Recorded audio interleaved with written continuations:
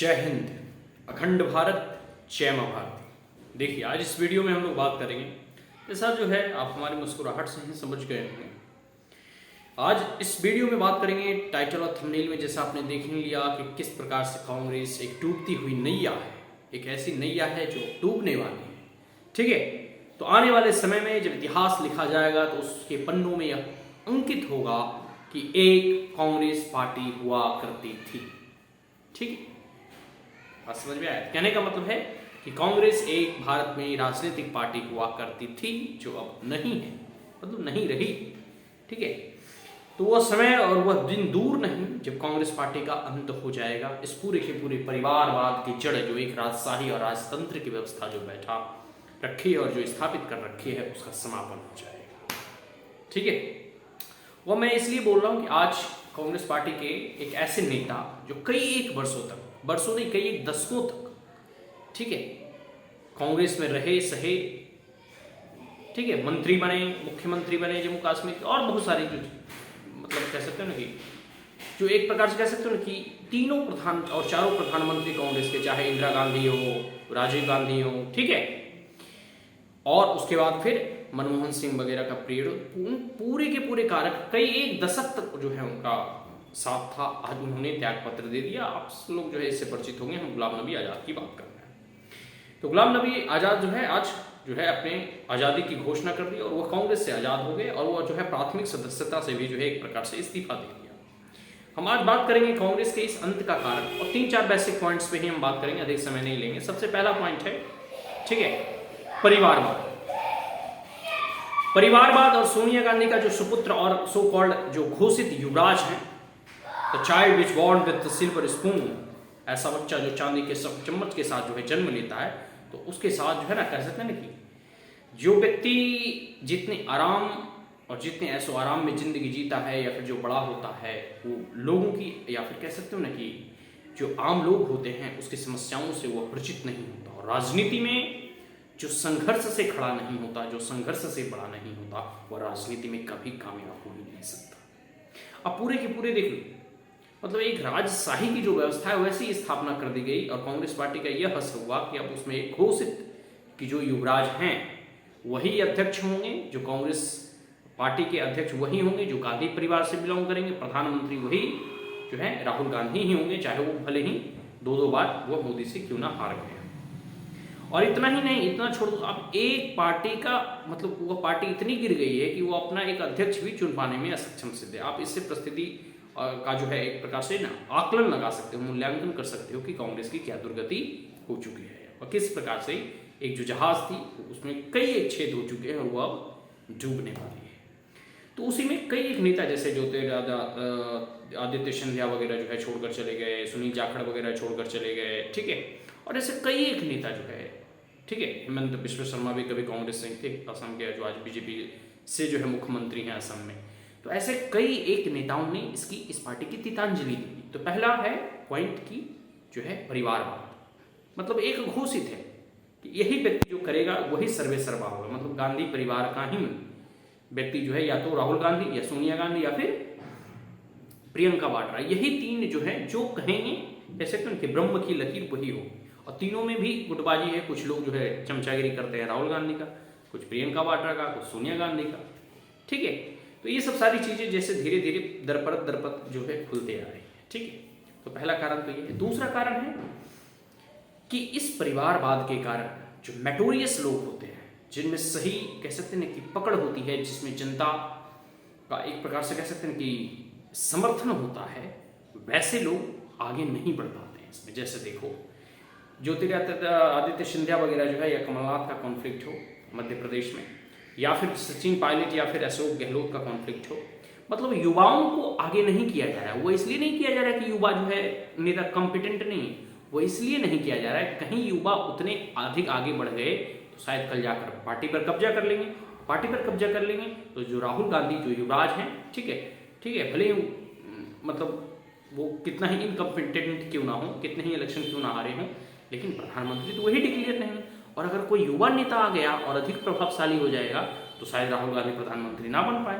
तो मतलब पुत्र मोह में जो है ये सारा कैसे तो धृतराष्ट्र ने महाभारत जो करवाया वही स्थिति कांग्रेस पार्टी की आज होने वाली है और पूरा का पूरा इसका बेड़ा गर्क आने वाले 2-4-10 सालों में आपको देखने को मिल जाएगा।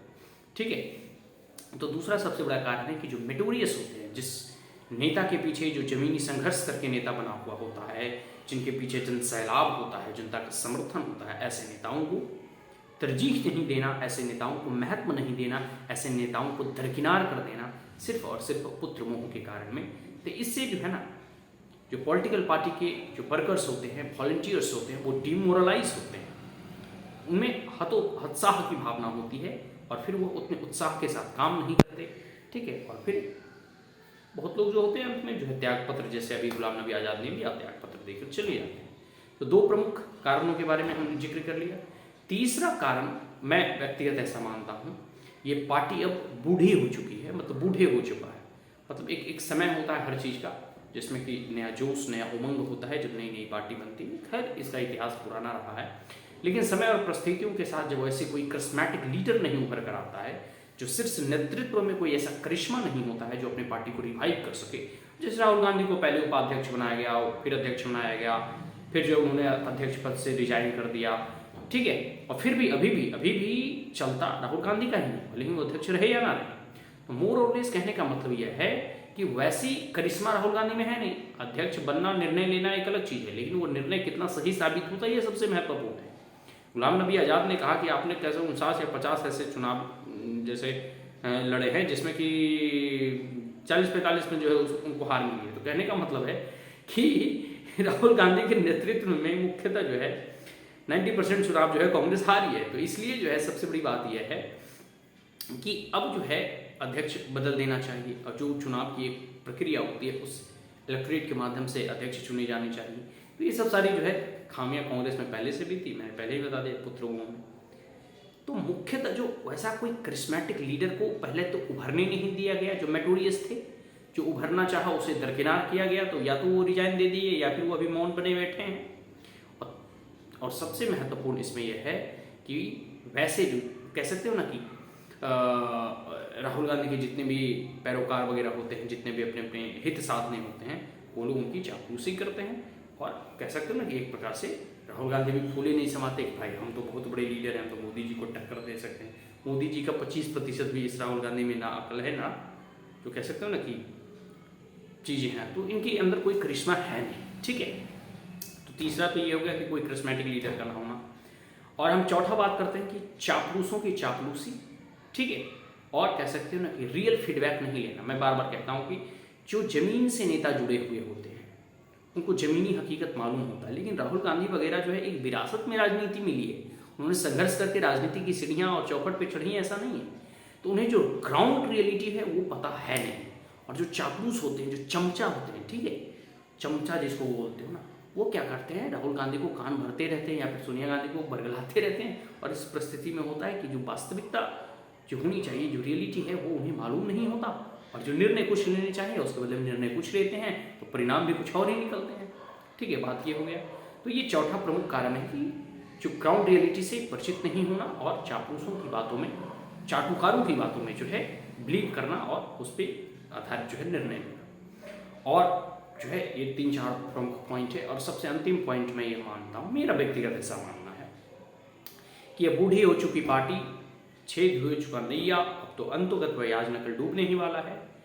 राहुल गांधी की जो है विदेश यात्रा, सबसे बड़ी बात है कि देखो जनता उसमें विश्वास करती है जिसका रूट यहाँ है। रूट कहने का मतलब है जो इस मिट्टी में जन्म लिया। राहुल गांधी की माँ जो है विदेशी हैं, ठीक है, उनका देखो कहा जाता है ना कि जब पूरे के पूरे एक सिस्टम होता है कि जब आप जिस देश और जिस संस्कृति में पले बड़े होते हैं, उस संस्कृति, ठीक है, और उस समाज का प्रभाव, ठीक है, सबसे अधिक प्रभावशाली प्रभाव जो है माँ का पड़ता है कि आपकी माँ किस संस्कृति और समाज से बिलोंग करती है। तो स्वाभाविक सी बात है वो लोग क्रिश्चियन है, क्रिप्टो क्रिश्चियन है, भले ही ऊपर से जनेऊ पहने, लेकिन असलियत तो यह है कि सोनिया गांधी जी का, स्वाभाविक सी बात है कोई भी माँ अपने बच्चों को अधिक समय तक अपने पास रखती है, उसे पालती है, बढ़ाती है, पूछती है, शिक्षा दीक्षा देती है, जो बेसिक फाउंडेशनल जो ज्ञान है। तो जो लगाव होना चाहिए इस मिट्टी से, वो राहुल गांधी में कह सकते हो ना कि नहीं दिखाई देता। और सबसे बड़ी बात है, कौटिल्य चाणक्य के द्वारा भी कहा गया था कि कभी भी विदेशी के गर्भ से जन्म लिया हुआ या उत्पन्न हुआ वो बालक जो है ना, देश के शीर्ष नेतृत्व पर उन्हें नहीं बैठाना चाहिए। और जब तक किसी भी राजनेता को किसी भी ऐसे मतलब एक प्रकार से कह सकते हैं कि व्यक्ति को जो राजनीति में है इस मिट्टी से प्यार नहीं होगा, इस समाज के लोगों से प्यार नहीं होगा, तब तक वह इस समाज के कल्याण के लिए, इस समाज और इस राष्ट्र के उत्थान के लिए कार्य नहीं कर सकता, और ऐसा वो सोच भी नहीं सकता। तो कांग्रेस पार्टी का जो अभी वर्तमान में जो राहुल गांधी सो कॉल्ड, भले ही अध्यक्ष रहे ना अध्यक्ष रहे, सर्वा तो वही हैं, ठीक है, या फिर प्रियंका वाड्रा, उनकी जो रूट यहाँ की जो होनी चाहिए ना, वो उतनी है नहीं। ये विदेशी यात्रा पे हमेशा रहते हैं, ठीक है, रंगरेलियाँ उड़ाते हैं, ठीक है, सबसे बड़ी बात है। और वैसा कोई ब्रह्मचारी तो है नहीं, तो स्पष्ट है, ठीक है। तो सबसे बड़ी बात हम ये कहना चाहता है कि इनकी जो अभी जैसे एक कहा जाता है ना, भारत जोड़ो यात्रा पर अभी ये लोग निकलने वाले, तो उसी बीच में गुलाम नबी आज़ाद ने जो है कह सकते हो कि इस्तीफा दे दिया। तो उस पर एक वक्तव्य जारी हुआ कि भाई अभी गुलाम नबी आज़ाद को जो इस्तीफा नहीं देना चाहिए, इन्होंने गलत टाइमिंग कर दी। टाइमिंग गलत हुई या सही हुई ये नहीं जानता, लेकिन सबसे बड़ी बात है हम यही कहना चाहते हैं कि आप अपने पार्टी के लोगों को तो एकत्रित और एकजुट रख ही नहीं सके, आप देश को जोड़ने चले। आपके जो चंद कार्यकर्ता हैं, वॉलंटियर्स, वो तो आपकी जो है कह सकते हो कि बातों को आपकी बातों में बिलीव ही नहीं करता, आपके साथ रहना ही नहीं चाहता, तो आप देश को क्या जोड़ने चले? और देश के जोड़ने का सिद्धांत आपका ही नहीं। आप तो हमेशा अंग्रेजों की नीति, फूट डालो और शासन करो की नीति अपनाते चले। कभी जो है जातियों में कॉन्फ्लिक्ट करा दो, कभी कम्युनल वायलेंस करा दो। बस कांग्रेस की जो है सत्ता हासिल होनी चाहिए, ठीक है। तो आप लोग सत्ता के लालची, ठीक है, आप जोड़ने की बात करें तो मतलब ये थोड़ा हास्यास्पद लगता है, ठीक है। और उसका ही नतीजा, उसका ही परिणाम हो रहा है कि आपके सभी जो है पॉलिटिकल पार्टी के जो मेंबर्स आपका जो है आपको त्याग करके, आपको छोड़ करके जा रहे हैं धीरे धीरे।